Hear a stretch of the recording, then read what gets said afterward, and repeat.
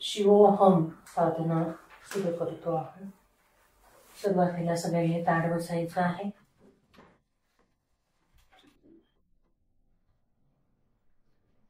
हातांची एक मुद्रा आपण करणार आहोत. त्या मुद्रेमध्ये ही जी पहिली मुद्रा आहे हिला ज्ञान मुद्रा असं म्हटलं जातं. हिच्यामध्ये आपल्या हाताच्या अंगठा आणि पहिलं बोट ज्याला तर्जनी म्हटलं जातं असे सहजतेने एकमेकांना स्पर्श करतील आणि बाकीची बोटं सरळ होतील. या पद्धतीने पहिली ज्ञान मुद्रा ही केली जाते. या ज्ञान मुद्रेमुळे आपलं मन शांत होतं, स्थिर होतं आणि आपली जी बुद्धी आहे ती शुद्ध व्हायला मदत होते. म्हणून हिला ज्ञान मुद्रा म्हणते. बुद्धी जशी शुद्ध व्हायला लागते तसं बुद्धीमध्ये ज्ञान ग्रहण करण्याची क्षमता वाढायला लागते. ज्ञान स्थिर करण्याची क्षमता वाढायला लागते. ज्ञानाचं वारंवार स्मरण करण्याची क्षमता वाढायला लागते. म्हणून हिला ज्ञान मुद्रा म्हणते. ही मुद्रा करायची आहे. किंवा दुसरी जी आहे ती प्राण मुद्रा आहे, जिच्यामध्ये करंगळी, अनामिका आणि अंगठा असे तीनही ज्या ठिकाणी एकत्रित येतात ती प्राण मुद्रा. या प्राण मुद्रेमुळे आपलं शारीरिक आणि मानसिक आरोग्य उत्तम राहतं. या प्राण मुद्रेमुळे आपल्या शरीरामध्ये जे नको असणारे वायू आहेत ते बाहेर पडतात आणि आपला प्राणमय कोश पूर्णपणे शुद्ध होतो. प्राणमय कोश जो आहे त्याच्यामध्ये पंचप्राण आहे. ते पंचप्राण या प्राण मुद्रेमुळे पूर्णपणे शुद्ध होतात. पंचप्राण आपले स्थिर होतात. आपल्या सगळ्यांचे पंचप्राण स्थिर असतातच असं नाही. बघा, बऱ्याच वेळेला आपल्याला असा अनुभव येतो की आपलं मन हे अस्वस्थ आहे, अस्थिर आहे. त्यावेळेला आपल्या प्राणांची गती देखील अस्वस्थ, अस्थिर असते. ज्या वेळेला आपलं मन शांत असतं त्यावेळेला आपली प्राण देखील शांत असतात, स्थिर असतात. आणि हल्लीच्या काळामध्ये मन चंचल व्हायला, प्राण अस्थिर व्हायला छोटंसं कारण सुद्धा पुरतं.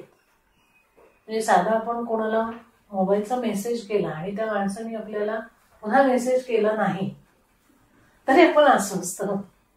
इतकी अस्वस्थतेची गोष्ट वाढत चालली आहे. शांतता, जीवनामध्ये शांतता हा अतिशय महत्वाचा भाग आहे. हेच माणसं विसरून गेली. सातत्याने माणूस कुठे ना कुठे धावपळ करत असतो. म्हणजे काही वेळेला तो शरीराने शांत असतो, बसलेला असतो एका ठिकाणी, पण मन मात्र कुठेही शांत राहत नाही. मनाची अस्वस्थता, अस्थिरता कायम असते. ही जी प्राणमुद्रा आहे ही आपलं मन शांत करायला, पंचप्राण शुद्ध करायला मदत करते. विशेषतः हार्टच्या संदर्भामध्ये, बीपीच्या संदर्भामध्ये जे काही प्रॉब्लेम असतात ते प्रॉब्लेम या मुद्रेमुळे कमी होतात. ही प्राण मुद्रा. ही मुद्रा करा. ज्यांना जमेल त्यांनी, ज्याला जी जमेल त्यांनी ती करा. ऑप्शन आपल्याला आहे. आणि तिसरी मुद्रा जी आहे तिला भैरवी मुद्रा म्हणतात. आता भैरवी मुद्रा बघा तुम्ही, महादेवांची मुद्रा ही भैरवी मुद्रा कायम असते. त्यांचा फोटो जर आपण बघितला तर डावा तळहात ठेवलेला असतो आणि त्याच्यावरती उजवा तळहात ठेवलेला.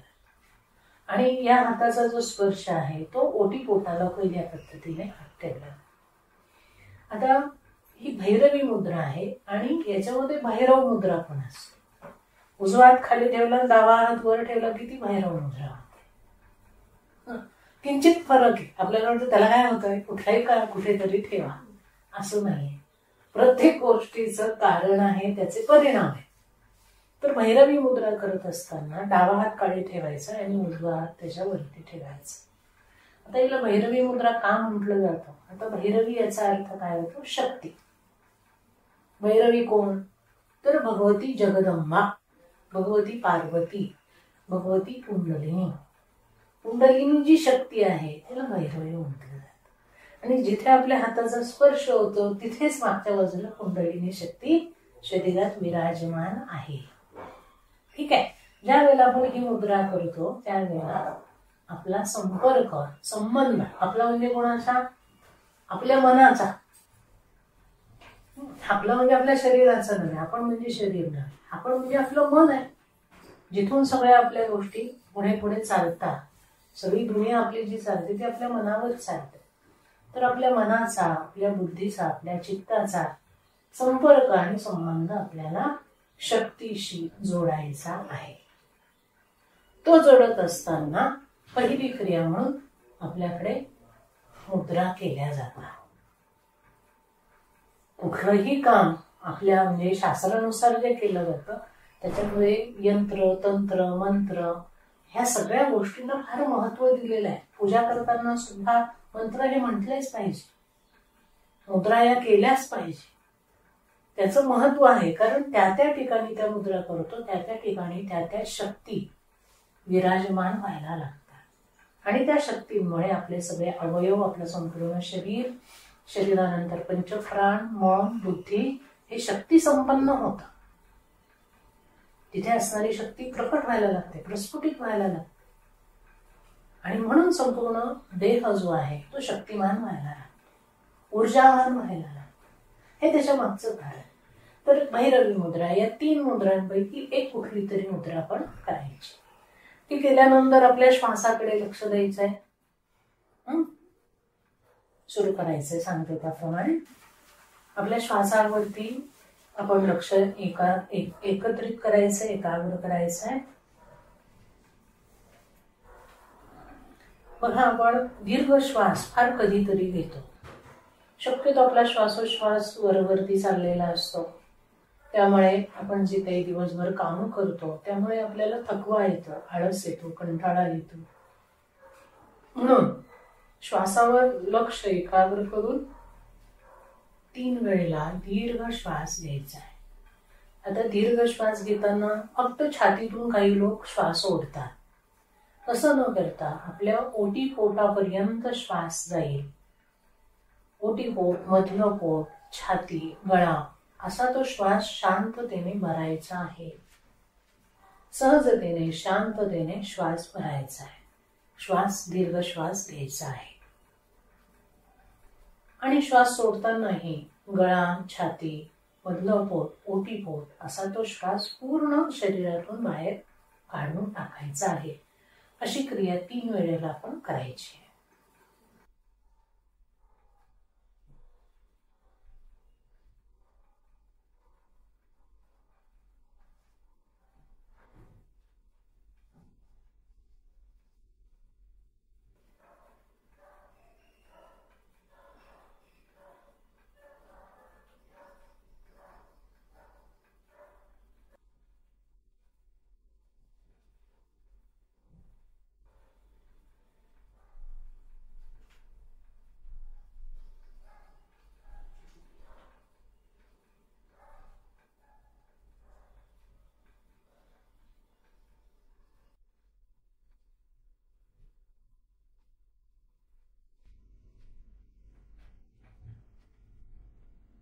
यानंतर आपण दीर्घ ओंकार म्हणणार आहोत.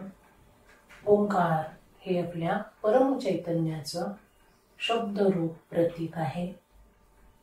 त्यामुळे ज्या वेळेला आपण ओंकार म्हणतो त्यावेळेला आपल्या संपूर्ण शरीरामध्ये, पंचप्राणांमध्ये, मनामध्ये, बुद्धीमध्ये, चित्तामध्ये त्या ओंकाराची स्पंदनं तयार होतात. ती स्पंदनं आपल्याला आतून शुद्ध करत जातात, निर्मळ करत जातात. आपल्याला आतमध्ये असणाऱ्या जी अशुद्धता आहे, जी आपल्या प्रगतीला अडथळा आणते, ती अशुद्धता या स्पंदनांनी बाहेर टाकली जाते. म्हणून आपल्या मनामध्ये ओंकाराचं स्मरण करायचं आहे. दीर्घ श्वास घेऊन मोकळेपणाने दीर्घ ओंकार म्हणायचा आहे. 3 वेळेला दीर्घ ओंकार.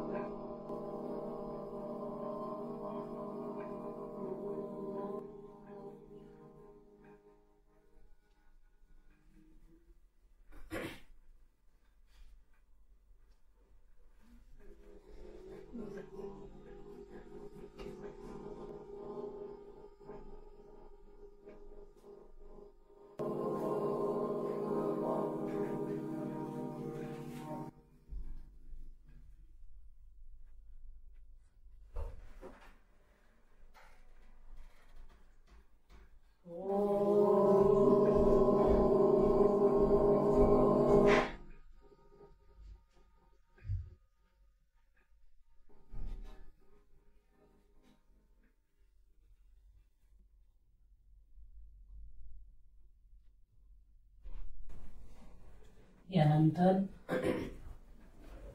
श्री गणेशाची प्रार्थना, सद्गुरूंची प्रार्थना आणि शांती मंत्र अशा तीनही प्रार्थना अतिशय शांततेने त्या देवतेशी एकाग्र होत म्हणायच्या आहे. कुठलीही घाई करायची नाही.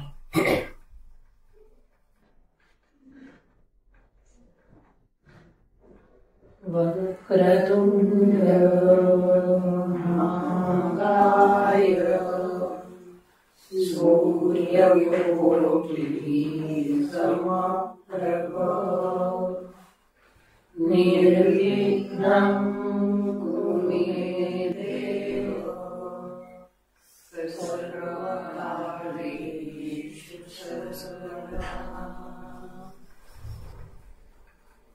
गुरुर्ब्रह्मा गुरुर्विष्णु गुरुर्देवो महेश्वरः गुरुः साक्षात् परब्रह्म तस्मै श्री गुरवे नमः.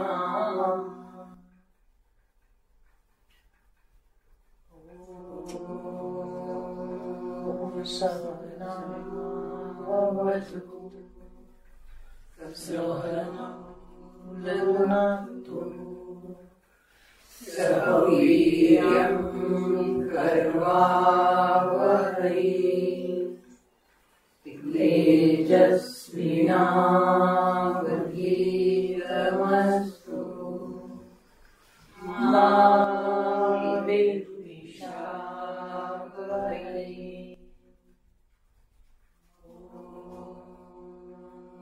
शांति शांति शांति. हरि ओम हरि ओम तत्सत् हरि ओम तत्सत् हरि ओम तत्सत्. यानंतर आपण आपल्या मनामध्ये म्हणण्यापेक्षाही आपल्या हृदयामध्ये एकाग्र व्हायचं आहे. हृदयाच्या मध्यभागी अनाहत चक्र आहे. या अनाहत चक्राला 12 पाकळ्या आहेत. या चक्राचा रंग पिवळा आहे. त्याच्या पाकळ्या अतिशय कोमल आहे. ते चक्र सुगंधी आहे. त्या चक्राच्या मध्यभागी सुंदर असा रत्नजडित सिंहासन आहे अशी कल्पना करायची आहे. त्या सिंहासनावरती परमपूज्य परम आदरणीय परमेश्वर स्वरूप सद्गुरूंचं स्मरण करायचं आहे. ज्यांना सद्गुरूंकडून दीक्षा मिळालेली आहे त्यांनी आपल्या दीक्षित सद्गुरूंचं स्मरण करावं. ज्यांना दीक्षा मिळालेली नाही त्यांनी आपल्या आवडत्या सद्गुरू स्वरूपांचं स्मरण त्या ठिकाणी करावं.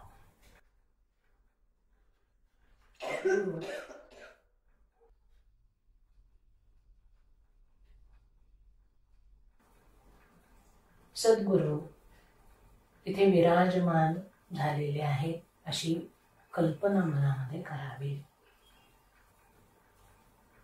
त्यानंतर सद्गुरूंच्या श्री चरणांवरती आदरपूर्वक नमस्कार करावा. पूर्ण समर्पण भाव त्या ठिकाणी असावा.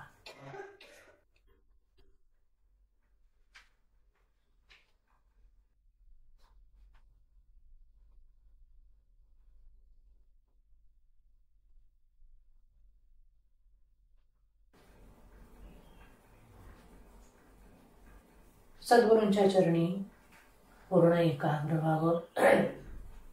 त्यांना सांगावं की मी मनोभावे तुमची मानस पूजा करू इच्छितो. मला त्याची परवानगी द्यावी. मानस पूजेला सुरुवात करताना त्यांच्या श्रीचरणांवर ते गंध, अक्षत, फूल अर्पण करावं. पुन्हा एकदा नमस्कार करावा. त्यानंतर त्यांचे श्रीचरण एका मोठ्या पातेल्यामध्ये, घमेल्यामध्ये किंवा परातीमध्ये आपण ठेवावेत. हलक्या हाताने त्यांच्या श्रीचरणांवरती जल अर्पण करावं. डाव्या हाताने भांड्यातून जल अर्पण करावं आणि उजव्या हाताने त्यांचे चरण प्रक्षालन आपण करावं. जल अर्पण झाल्यानंतर दूध घ्यावं. त्या दुधानेही त्यांचे पाद प्रक्षालन आपण करावं. त्यानंतर दही घ्यावं. दह्याने देखील त्यांचे पाद प्रक्षालन आपण करावं. त्यानंतर तूप घ्यावं. त्याने त्यांचे पाद प्रक्षालन आपण करावं. त्यानंतर मध घ्यावा आणि मधाने त्यांचं पाद प्रक्षालन आपण करावं. हळुवारपणे त्यांच्या कोमल चरणांना कुठलीही इजा न होता, पीडा न होता, कोमल मनानेच आपण त्यांचं पाद प्रक्षालन करायचं. त्यानंतर त्यांच्या श्रीचरणांवरती साखर घालावी आणि त्यांनी हळुवारपणे पाद प्रक्षालन आपण करावं. पायाला ती चोळावी. नंतर थोडंसं गरम पाणी घेऊन दोन्ही चरण त्यांचे धुवून काढावे. पाद प्रक्षालन आपण करावं. सहजतेने त्यांच्या चरणांवर अर्पण केलेलं जे पंचामृत आहे ते सगळं स्वच्छ काढून टाकावं. त्यानंतर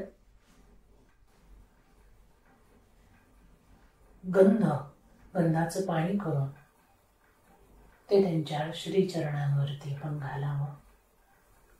पुन्हा थंड पाण्याने पाद प्रक्षालन करावं. गुलाब पाणी घ्यावं. गुलाब पाण्यानेही त्यांचं पाद प्रक्षालन आपण करावं. त्यानंतर दोन्ही त्यांचे जे चरण आहेत ते मऊ अशा कपड्याने, फडक्याने पुसून काढावे. नंतर ती परात बाजूला करावी. त्यांच्या श्रीचरणांच्या खाली फुलांनी सजवलेला छोटासा पाट ठेवावा आणि त्याच्यावरती सद्गुरूंचे चरण आपण ठेवावे. त्यानंतर त्या श्रीचरणांना अत्तर लावावं. नंतर दोन्ही पायाच्या अंगठ्यांना गंध लावावं. अक्षत अर्पण करावे आणि दोन्ही पायांवरती स्वस्तिक रेखावं. चंदनाचं स्वस्तिक रेखावं. स्वस्तिक रेखल्यानंतर त्याच्यावरती अक्षत अर्पण करावी आणि दोन्ही चरणांवरती सुंदर अशी फुलं अर्पण करावी. नुकतीच उमललेली, अतिशय कोमल असणारी, सुगंधित अशी फुलं आपण त्यांच्या चरणांवरती अर्पण करावी. त्यानंतर उठून उभं राहावं. सद्गुरूंच्या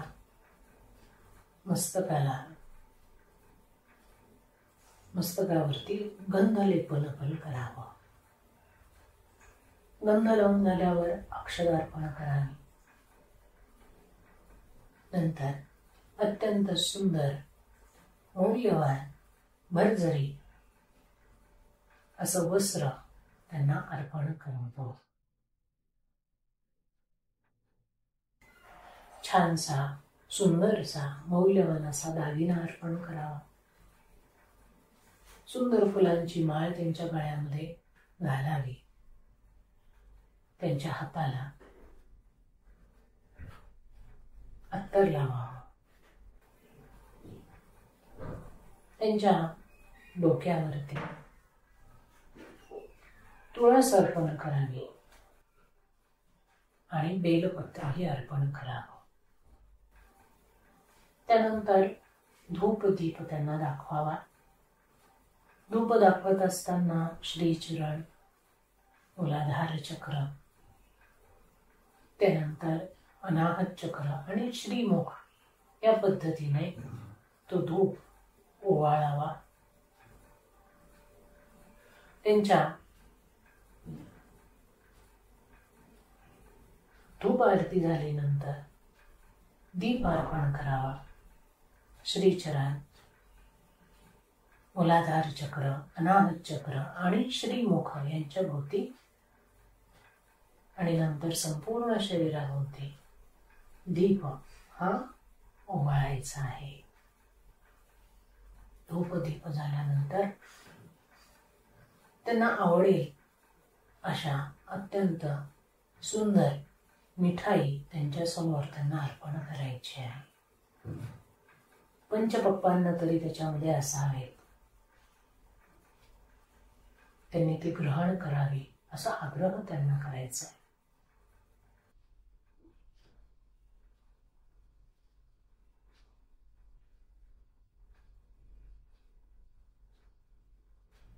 धूप दीप नैवेद्य झाल्यानंतर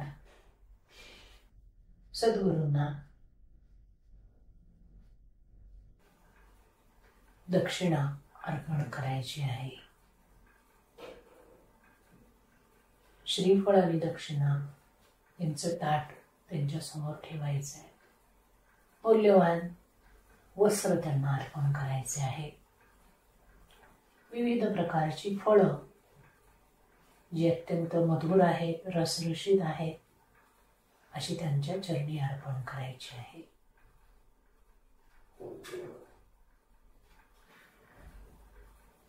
त्यानंतर त्यांच्या श्रीचरणांवरती पुन्हा नतमस्तक व्हायचं आहे. आपलं संपूर्ण शरीर, पंचप्राण, मन, बुद्धी, शक्ती, चैतन्य, आत्मा सगळं काही त्यांच्या चरणावरती अर्पण करायचं आहे. आपण करत असणारे प्रत्येक कर्म त्यांच्या चरणी अर्पण करायचं आहे. अहंभाव त्यांच्या चरणी अर्पण करायचा आहे. मी तुम्हाला शरण आलो आहे. माझ्या जीवनावरती केवळ आणि केवळ तुमचा अधिकार आहे. तुमची भक्ती, तुमचं प्रेम, तुमची श्रद्धा या गोष्टी तुम्ही मला आशीर्वाद स्वरूपात द्याव्यात अशी विनंती करायची आहे. ही विनंती केल्यानंतर परमपूज्य सद्गुरू जी करुणामय आहे, वात्सल्यमूर्ती आहे, आपला हस्तारविंद आपल्या मस्तकावरती ठेवतात आणि त्यांच्या त्या अलौकिक अशा स्पर्शाने आपलं संपूर्ण शरीर आणि आंतरिक सगळं विश्व तेजोमय होऊन जातं. आपल्या जीवनामध्ये असणारं दुःख, दैन्य, दारिद्र्य नाहीसं होतं. आपलं जीवन तेजमय, प्रकाशमय असं होऊन जातं.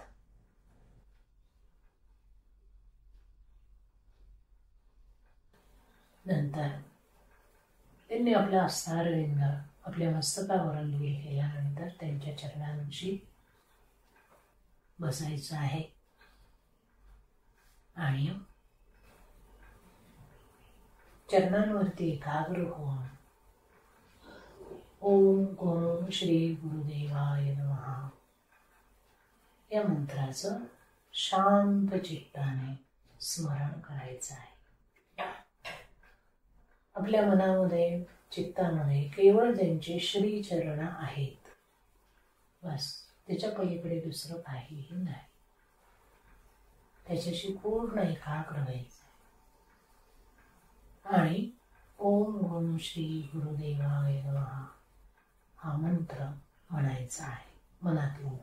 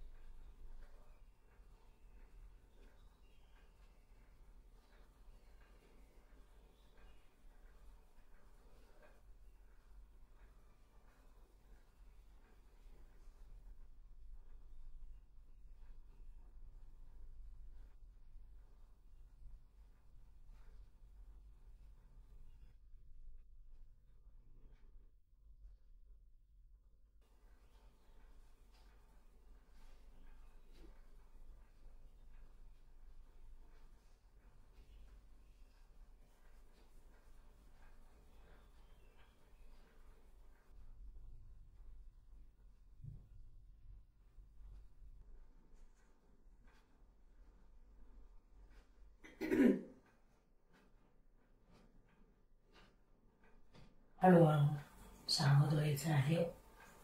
सद्गुरूंच्या चरणांवरती पुन्हा नतमस्तक व्हायचं आहे. सद्गुरूंना विनंती करायची आहे की माझ्या हृदयामध्ये तुम्ही कायम विराजमान व्हा. मी जे काही कर्म करेन ते कर्म शुद्ध असावं, उत्तम असावं. त्यासाठी तुम्ही मला प्रेरणा द्या. माझ्याकडनं तुमची व परमेश्वराची भक्ती घडवून आणा. तुमचा कधीही वियोग मला होणार नाही या पद्धतीने मला सांभाळा अशी विनंती करायची आहे. पुन्हा एक दीर्घ ओंकार म्हणायचा आहे आणि शेवटच्या 3 प्रार्थना म्हणायच्या आहे.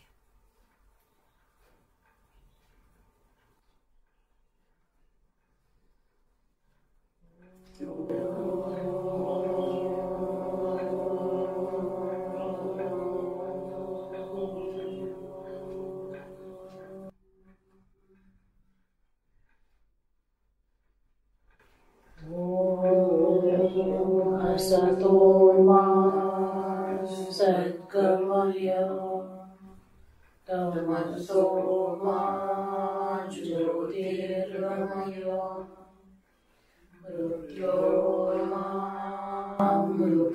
गमय। ॐ पूर्णमदः पूर्णमिदं पूर्णात् पूर्णमुदच्यते पूर्णस्य पूर्णमादाय पूर्णमेवावशिष्यते। सर्वे सुखिनः सन्तु सर्वे सन्तु निरामयाः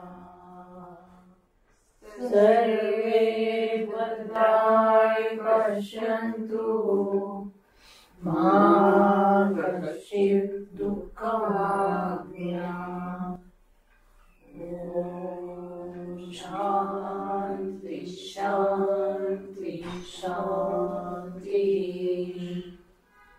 हरि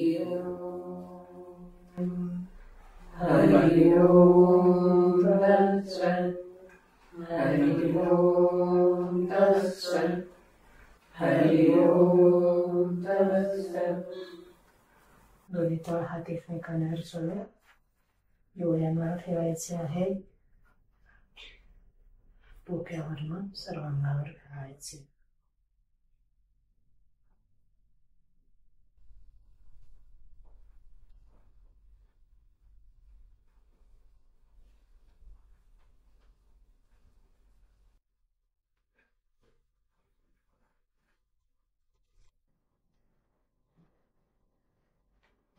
दादांना इकडे कसा कॉलम खाली बसून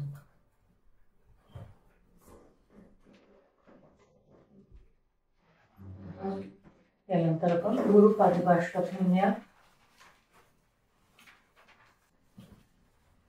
मी म्हणते माझ्या मागे म्हणा.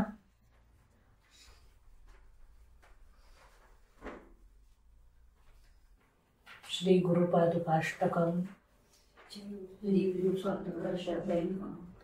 ज्या संगतीने विराग झाला संगतीने विराग झाला मनोदरीचा जडभास गेला मनोदरीचा जडभास गेला साक्षात परात्मा मज भेटविला साक्षात परात्मा मज भेटविला विसरू कसा मी गुरुपादुकाला विसरू कसा मी गुरुपादुकाला सद्योग पंथे घरी आणिले सद्योग पंथे घरी आणिले अंगेची माते परब्रह्म केले अंगेची माते परब्रह्म केले प्रचंड तो बोधरवी उदेला प्रचंड तो बोधरवी उदेला विसरू कसा मी गुरुपादुकाला विसरू कसा मी गुरुपादुकाला चराचरी व्यापकता जयाची चराचरी व्यापकता जयाची अखंड भेटी मजला तयाची अखंड भेटी मजला तयाची परमपदी संगम पूर्ण झाला परमपदी संगम पूर्ण झाला विसरू कसा मी गुरुपादुकाला विसरू कसा मी गुरुपादुकाला जो सर्वदा गुप्त जनात वागे जो सर्वदा गुप्त जनात वागे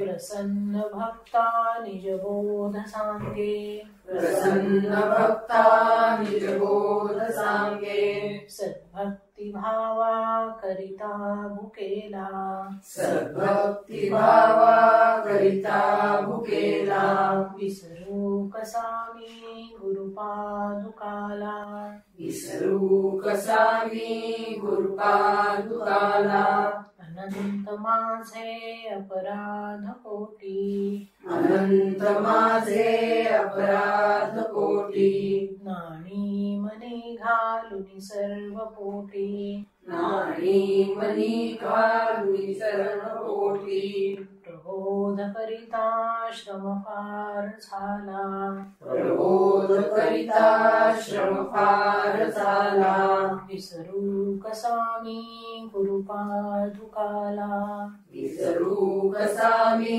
गुरुपादुकाला, काही मला सेवनहीन झाले, काही मला सेवनहीन झाले, तथापि तेणे मज उद्धरिले, तथापि तेणे मज उद्धरिले, आता तरी अर्पिण प्राण त्याला, आता तरी अर्पिण प्राण त्याला, विसरू कसा मी गुरुपादुकाला, विसरू कसा मी गुरुपादुकाला, माझा अहम भाव वसे शरीरी, माझा अहंभाव वसे शरीरी, तथापि तो सद्गुरु अंगीकारी, तथापि तो सद्गुरु अंगीकारी, नाही मनी अल्प विकार झाला, नाही मनी अल्प विकार झाला,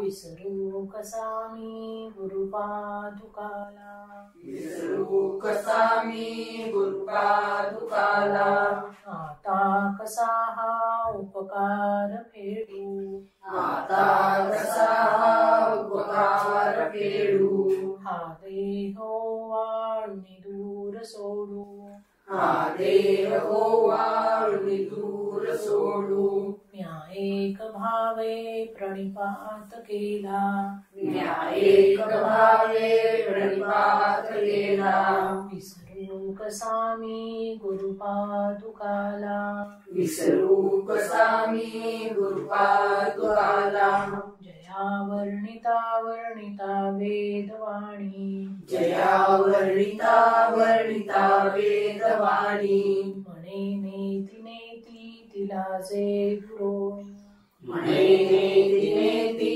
तिला जे दुरोणी, नसे अंत ना पार ज्याच्या रूपाला, नसे अंत ना पार ज्याच्या रूपाला, विसरू कसा मी गुरुपादुकाला, विसरू कसा मी गुरुपादुकाला, जो साधूचा जीव अंकित झाला, जो साधूचा जीव अंकित झाला, त्याचा असे भार निरंजनाला, त्याचा असे भार निरंजनाला, नारायणाचा भ्रम दूर केला, नारायणाचा भ्रम दूर केला, विसरू कसा मी गुरुपादुकाला, विसरू कसा मी गुरुपादुकाला.